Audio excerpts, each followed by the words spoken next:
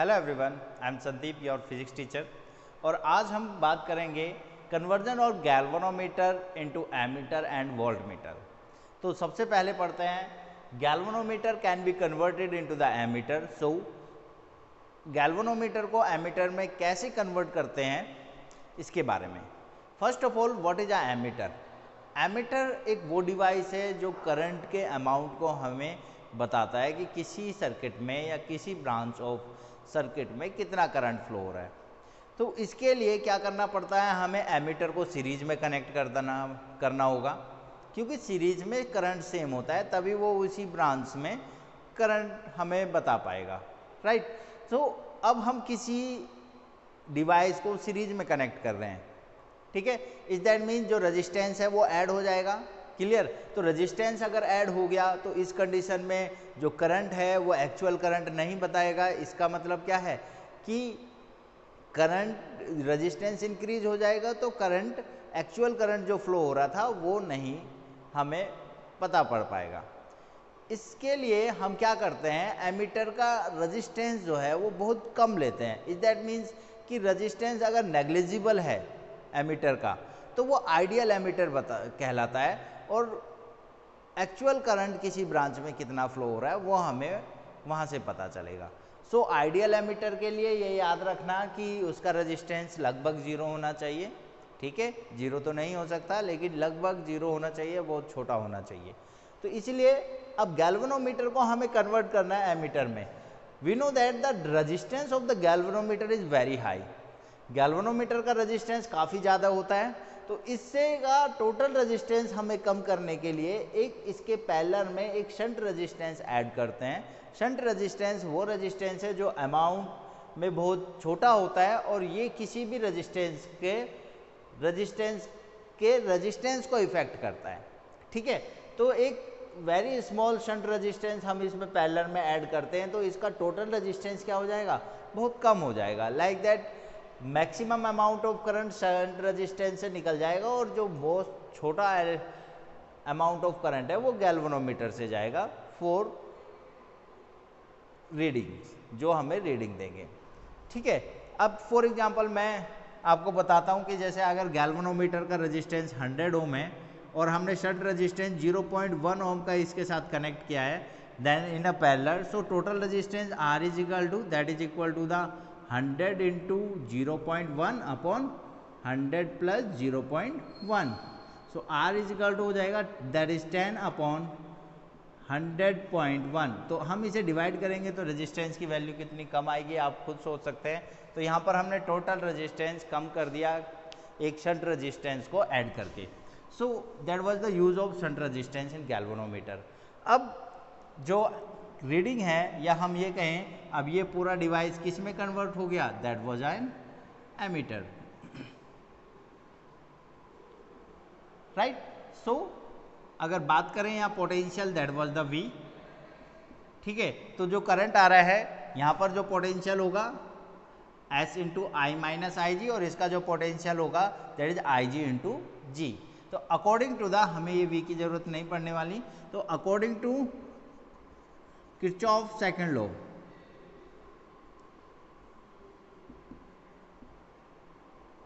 क्या होता है किरचॉफ सेकंड लॉ कि किसी भी क्लोज सर्किट में टोटल अमाउंट ऑफ पोटेंशियल 0 होगा, या sum of the potential difference in a close loop that is equal to 0। So the potential of galvanometer Ig into G that is equal to the potential of the shunt resistance that I minus Ig into S, clear.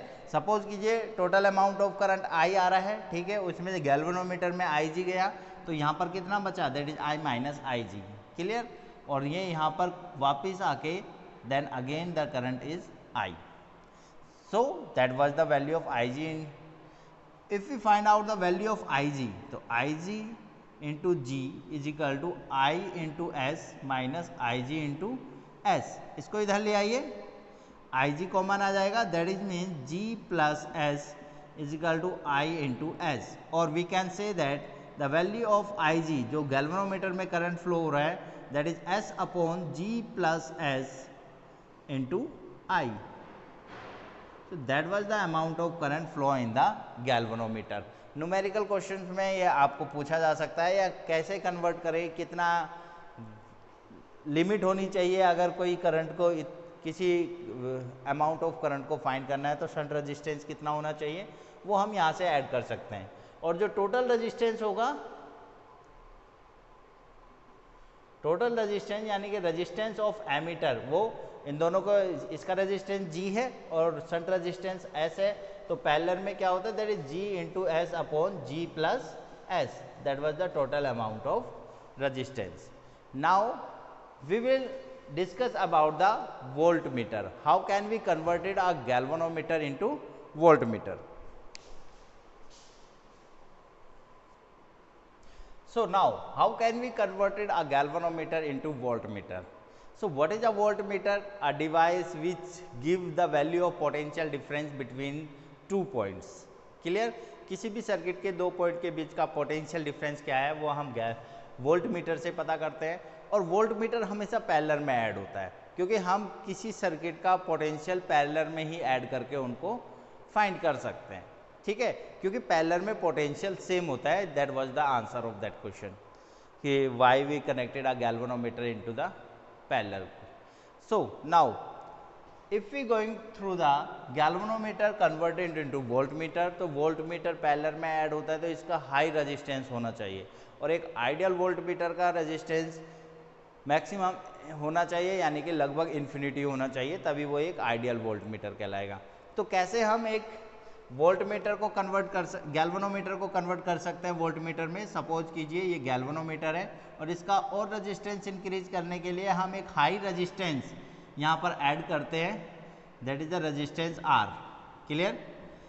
तब ये जो total amount है, ये जो combination है, ये कहलाता है दैट इज वोल्टमीटर,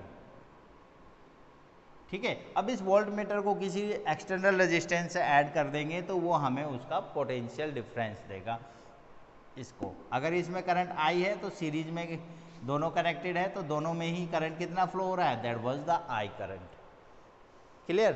अब नाउ बात करें कि वैल्यू ऑफ करंट, अगर टोटल पोटेंशियल V है तो वैल्यू ऑफ करंट कितना होगा, that is I is equal to potential की बात करें तो V is equal to I into R, और R कितना है, that is G plus capital R, क्योंकि सीरीज में पोटेंशियल रेजिस्टेंस ऐड होता है। या I की बात करें that is V, I is equal to V upon G plus R, that was the I potential of the galvanometer. Clear? तो that was the amount of current flowing in a galvanometer. और total resistance कितना होगा इसमें,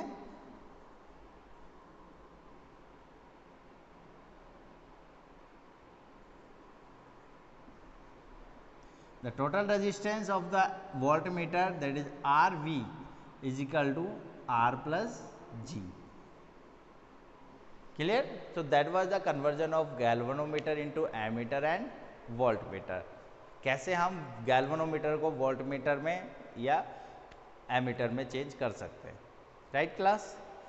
सो आज का ये lecture यही ख़त्म करते हैं। Then I am going to start the new chapter from tomorrow onwards and we going to solve the NCERT exercise of that chapter also. So I am making a video for NCERT exercise.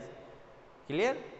आपको भी NCERT exercise या जितने भी numerical question है आपको खुद solve करने हैं और जो भी प्रॉब्लम आती है आप वो मुझसे कंसिडर कर सकते हैं।